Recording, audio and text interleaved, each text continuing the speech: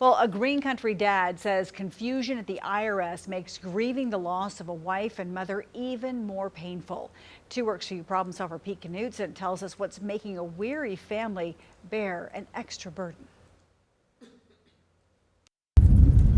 At the end of a bumpy gravel rural road in the countryside surrounded by nature's peace and quiet, we heard a story that makes heavy hearts hard to heal. It's very stressful. It was damp, dark, and dreary when we met a man whose wife died 3 years ago.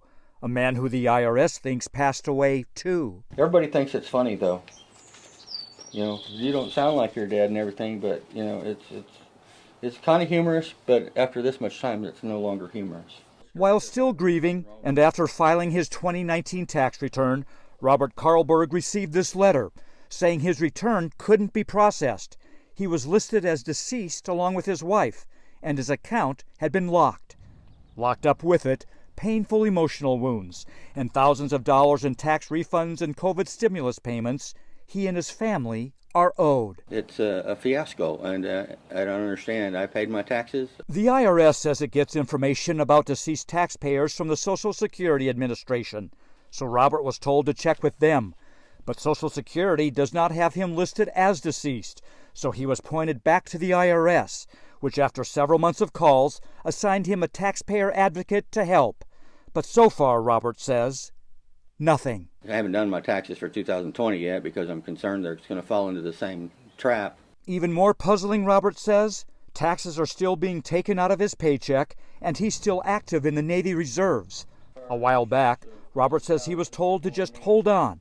Hang tight for another 90 days. So that'll take us into the next tax season, and I kind of need that money, or it's kind of hurting me. Hurting not just him, Robert says, but his daughters too, going to college, at least for now.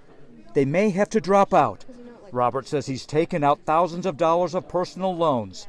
His daughters have earned scholarships, but still need more financial aid.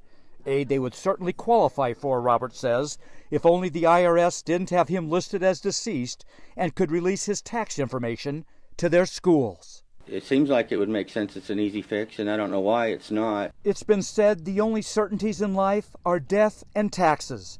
Robert and his family, it seems, have been left in limbo for both. So Robert finally called the problem solvers, and we made some calls of our own. Since then, Robert has been told his situation should be corrected by the end of this week. We'll stay in touch and let you know when Robert's family can begin to move on, financially and emotionally. Pete Knutson, 2 News Problem Solvers.